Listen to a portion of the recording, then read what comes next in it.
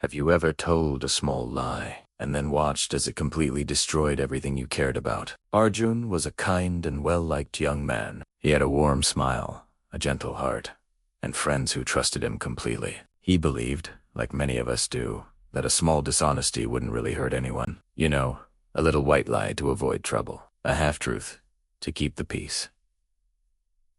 What harm could it possibly do?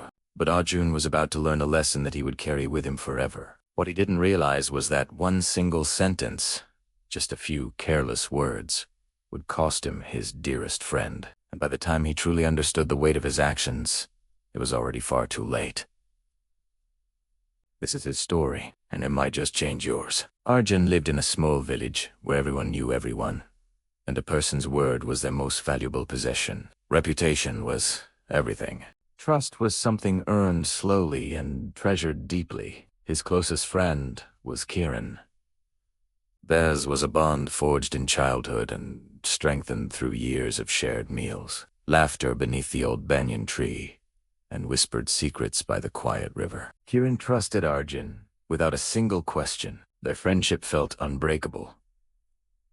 From the outside, Arjun's life seemed peaceful, but beneath his easy smile, a hidden weight was pressing down on him. His family was facing mounting debts. The worry kept him awake at night. A quiet desperation was growing inside him, completely unseen by anyone around him. No one knew about the storm that was building within his heart, not even Kiran.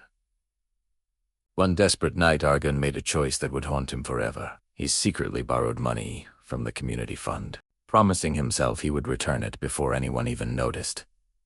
Just a temporary solution, he thought. No one would ever know.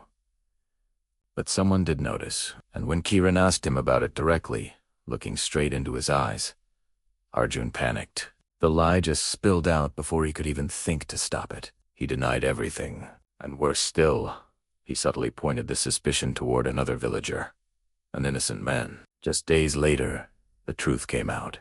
The village was disappointed, shaking their heads at Arjun's dishonesty.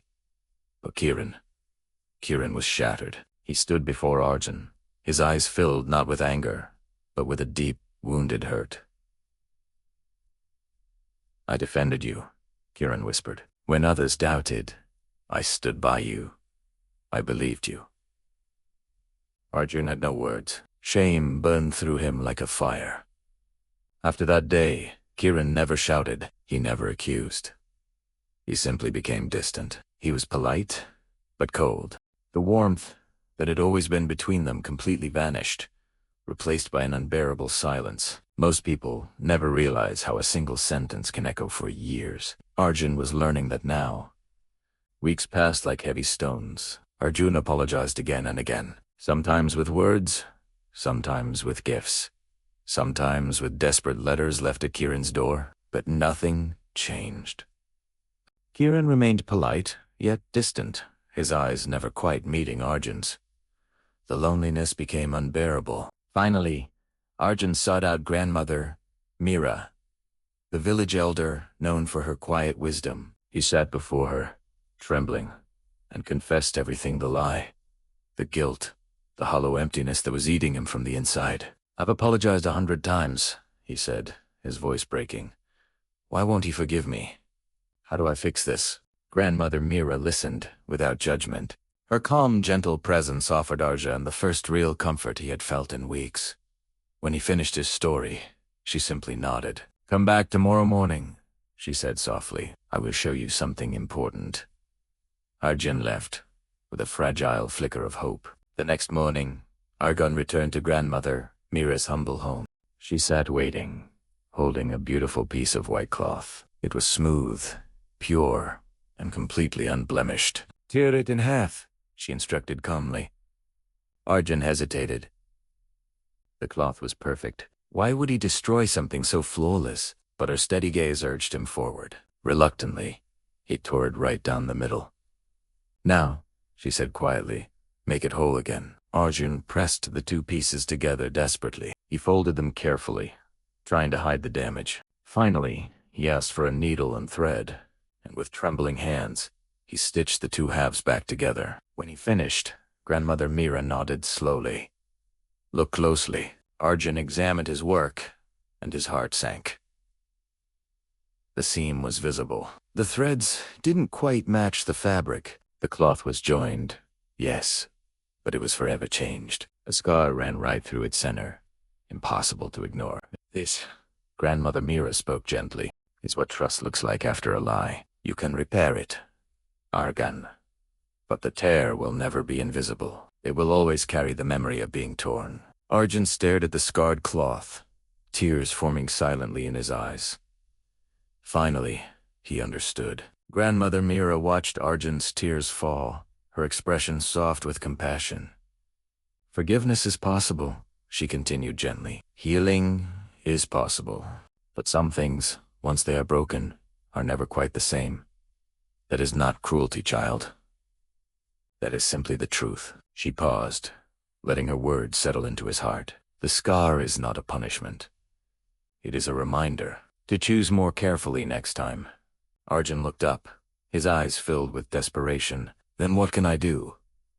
You cannot erase what happened, she replied, and you cannot demand trust back with words alone. An apology opens the door, but only time and truth can rebuild the room. She placed her weathered hand over his. Become someone trustworthy again, Arjun. Not through promises, but through consistent, honest action. Patiently, humbly, day after day. Arjun finally understood. He couldn't rush Kiran's healing. He could only focus on becoming worthy of trust. Once more months passed. Arjun stopped apologizing and started acting. He repaid every single coin to the community fund. He showed up for his neighbors without expecting any thanks or credit. He spoke truthfully, even when that honesty felt deeply uncomfortable. Slowly and quietly, he rebuilt himself from the inside out. And Kiran noticed. One warm evening, Arjun was sitting alone by the river, just watching the water flow. He heard footsteps approaching softly. It was Kiran.